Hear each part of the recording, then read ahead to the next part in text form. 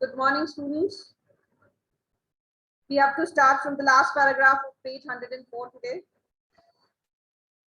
He stood there in the garden beside the wooden table, so pale, small, and thin that he looked like an ancient, consumptive, big spectacled child. So we know that Klausner, he took his machine, his work was done. Now his machine was ready to capture sound. So he took that machine out in the open so that the reception is better, the reception of sounds is better. And so he, after taking the machine to the garden, he kept it there, and then he looked like an ancient consumptive. So we know, we have read about how Klausner appeared, right? He was a very pale, thin, nervous looking kind of a person, and so he looked like an ancient means old, consumptive, spectacled child. Consumptive means a person who is suffering from the disease of the lungs, right? Spectacle means wearing specs, child. The sun had gone down, so it was sunset. Gone down means the sun has set. There was no wind, no sound at all. So no wind was blowing, so absolutely no sound was there. It was completely quiet, silent. From where he stood, he could see over a low fence into the next garden, and there was a woman walking down the garden with a flower basket on her arm. He watched her for a while without thinking about her. So the only person besides himself was a woman who was there on the next garden, right? So from that low fence, because the fence was low, so he could see into the next garden, and in the next garden there was a woman who was walking with a flower basket. So what was she doing? Perhaps she was cutting the flowers, right? So she was the only other human being whom Klausner saw besides himself. He watched her for a while without thinking about her. So he just watched her for some time. See, at times it happens. We look at a particular thing, but we are thinking about something else. So I told you that he was already obsessed with his machine and sound. So he just looked at her for some time, but he didn't think anything about her. Then he turned to the box on the table and pressed a switch on its front.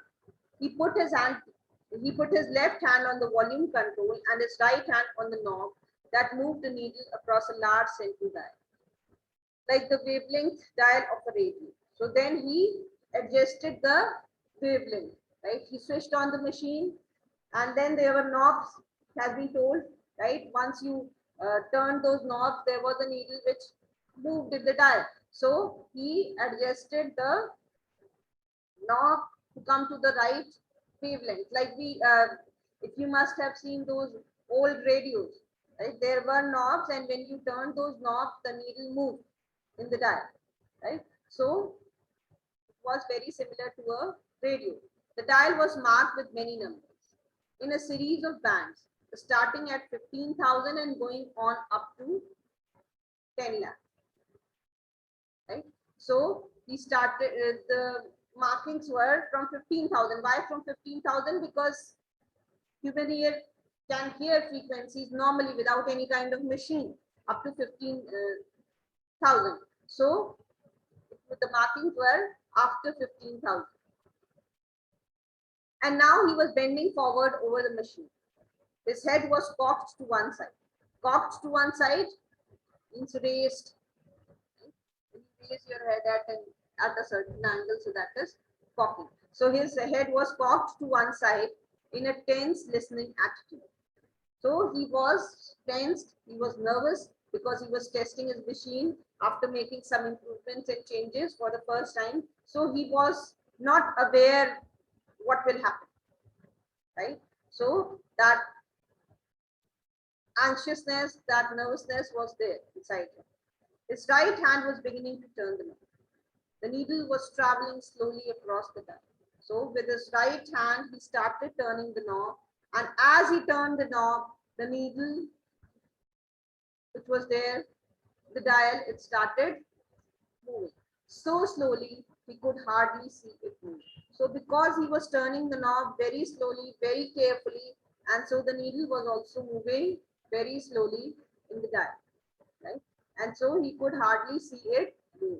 And in the earphones, he could hear a faint spasmodic cracking. So, and because he had put on his earphones, so he could hear some sound, right? A very faint crackling sound. Crackling means sharp sound, right? So very faint crackling sound. So what do you mean by spasmodic? Happening at intervals, right? So it was not a continuous sound. It was like it was heard at after certain intervals, that sharp intervals, right? So it was a spasmodic sound, crackling sound. Behind this crackling sound, we could hear a distant humming tone, which was the noise of the machine itself. And behind this sound, besides this crackling sound, he heard another sound, which was the humming tone. And this sound was the of the machine, right? So, but that was all. So besides this, he didn't hear any other sound, right? There were only two sounds to be heard. One was the crackling sound, and the other one was the humming sound of the machine itself, humming tone, which was the noise of the machine itself. And then what else he did hear? He could hardly see through. Crackling sound. It's a spasmodic crackling sound. As he listened, he became conscious.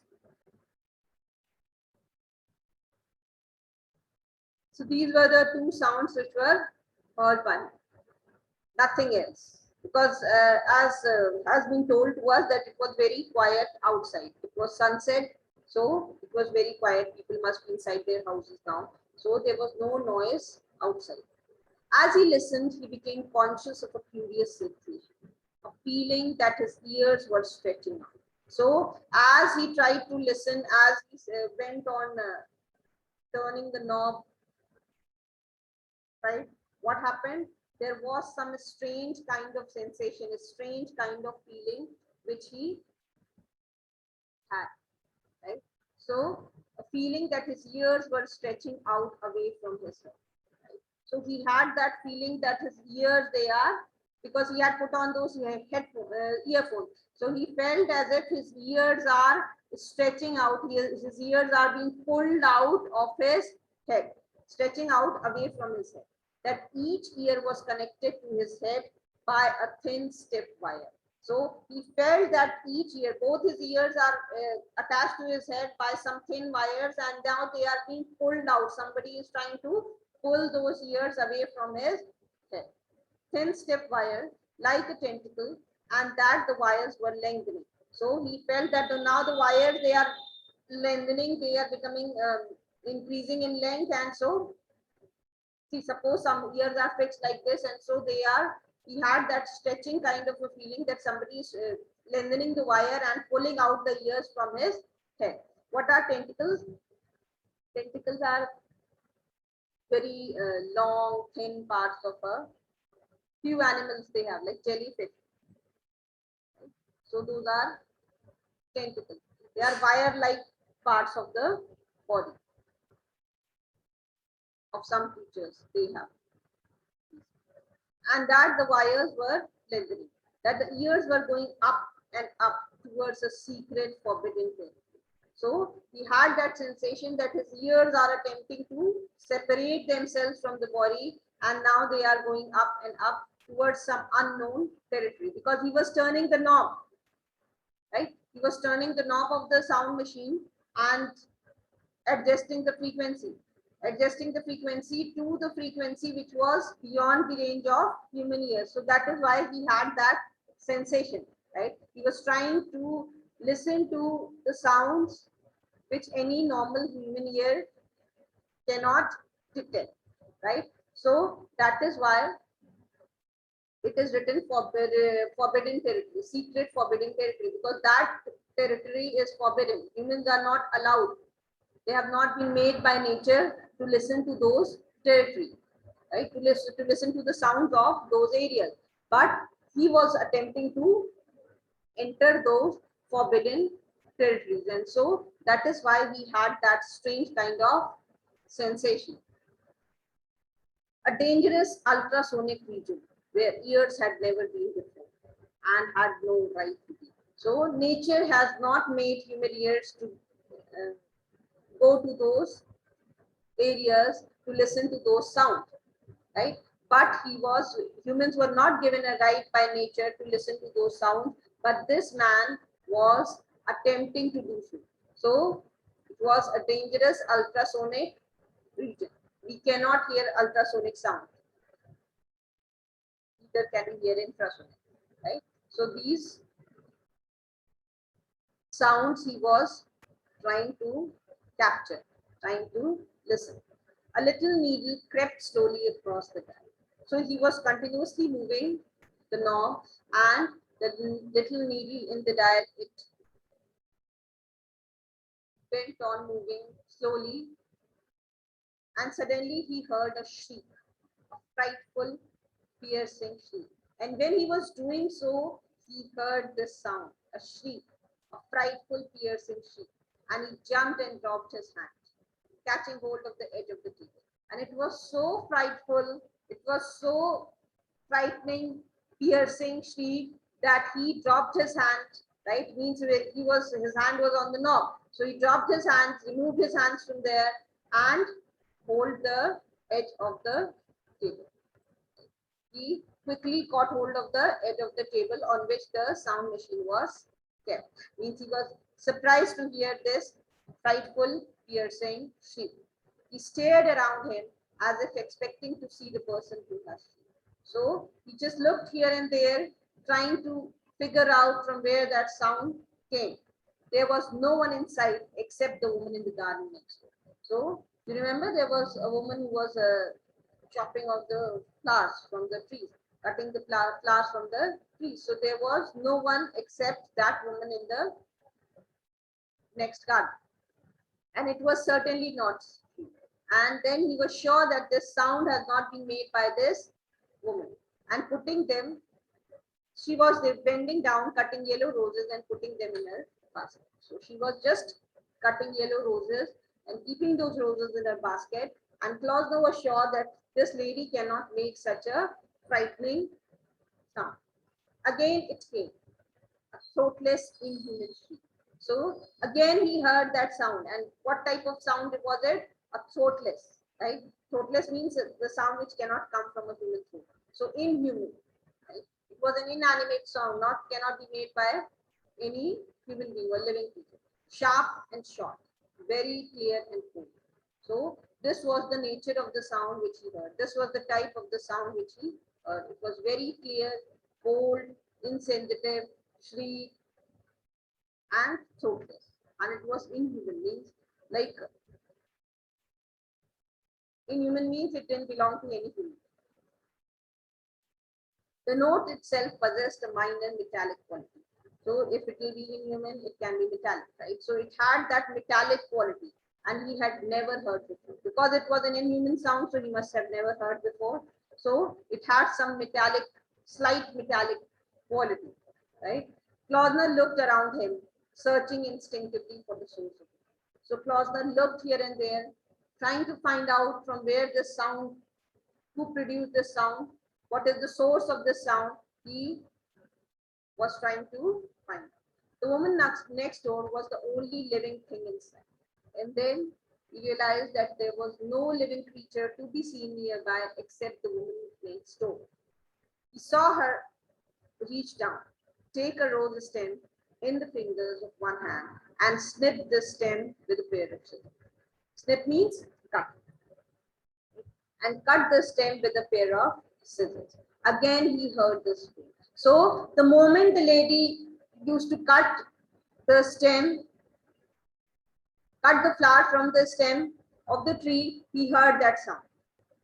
The sound came exactly at the time when the woman, she used to chop off the flower. She used to cut the flower with a pair of scissors. At that very exact moment, he heard the sound. So again, he heard the scream. It came at the exact moment when the rose stem was cut. Right? So now he understood that the sound is produced by that rose tree. At this point, the woman straightened up, Straightened up means she was bending and cutting the flower. So now she stood straight. Put the scissors in the basket with the roses and turned to walk away. So now her job was done. So she kept all the roses which she has cut, and then she turned to go inside the house. But this man, he shouted. He said, "Mrs. Saunders." Klausner shouted, his voice shrill with excitement. "Oh, Mrs. Saunders." So because now he finally realized that his machine is working. It heard a sound which he has never heard before. The sound of a rose tree, rose plant. Right? So he was very happy and excited. And so he called out to that lady and said, "Mrs. Saunders." So his voice was, there was certain amount of excitement in his voice. And looking round, the woman saw her neighbor standing on his lawn. Fantastic arm waving little person with a pair of earphones on his head, calling to her in a voice so high and loud that she became alarmed. Because of the excitement, he was actually screaming, "Mrs. Saunders, Mrs. Saunders." He was shouting, right? Because he was very excited.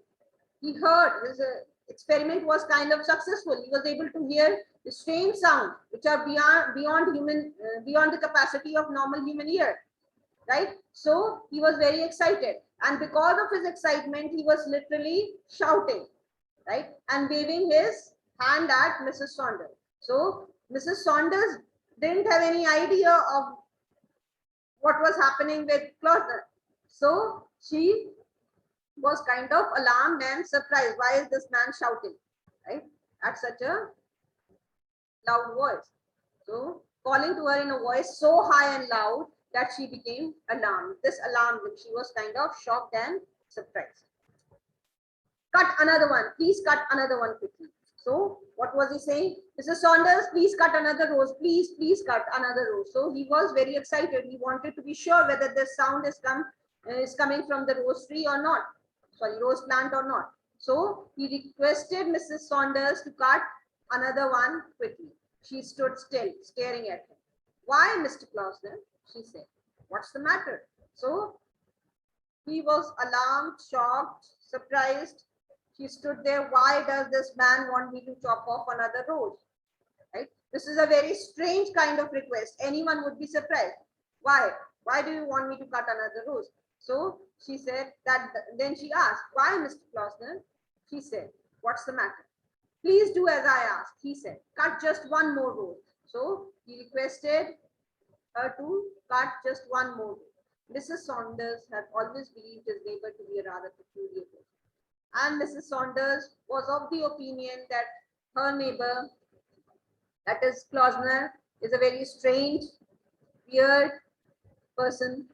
So now it seemed that he had gone completely crazy. And now when he requested her to cut one more row, she was very sure that this person has gone mad, right? Earlier also, she didn't have a very good opinion about him. She thought him to be a peculiar, strange, right, man. But now when he was screaming at the top pitch of his voice and shouting at her to cut another rose, so this was a very strange kind of request. So she thought that this man has gone completely mad.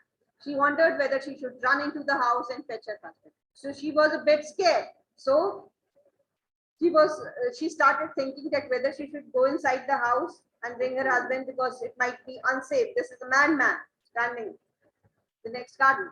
No, she thought. No, he's harmless. Then she realized, on second thought, she realized that no, he's harmless. What is he asking? He's just asking me to cut another rose. I can just agree to his request. I'll just humor him. I'll just humor him means I will just humor somebody means to do what somebody else is asking you to do, right? So do not to upset someone. So she thought that why to upset this poor fellow? Just listen to him and do as he wants me to do. So she decided to cut another rose. Certainly, Mr. Klausner, if you like, she said. She said, "Okay, Mr. Klausner, if you want me to cut another rose, I will definitely do it." She took her scissors from the basket, bent down and snipped another rose. Snipped another rose means she just cut another rose. Again, Klausner heard that frightful throatless shriek in the ear. And the moment the rose was chopped off from the plant, she heard sorry, he heard that same sound, that same throatless, shrieking, frightful sound. Again, it came at the exact moment the rose stem was cut. He took off the earphones and ran to the fence that separated them. So now he wanted to tell someone. So he just removed his headphones and rushed to the fence that separated the two gardens. All right, he said, that's enough. No more, please, no more. So he said that now, please don't cut any more roses. It's fine, thank you. He stood there, a yellow rose in one hand, clippers in the other, looking at him. That lady was utterly surprised. She was holding a rose which she has just cut, and in one hand, and the scissors, that is the garden scissors are known as clippers, in the other hand, and she was staring at him because she was completely oblivious of what's going on, right? What does this man want? What is he doing? Why did he ask me to cut another rose? She had absolutely no idea. So she was surprised, shocked, and looking at him.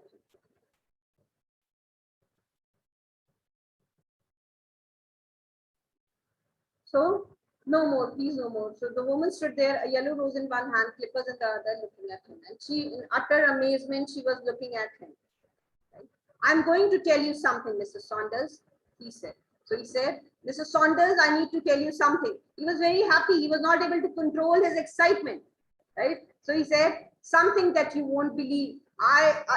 The thing which I'm going to tell you now, I'm sure you are not going to believe me. He put his hands on the top of the fence and peered at her intently. Right? Intently means with a lot of interest. Peered means look carefully. At her with a lot of interest through his thick spectacles, through the thick glasses which he used to wear.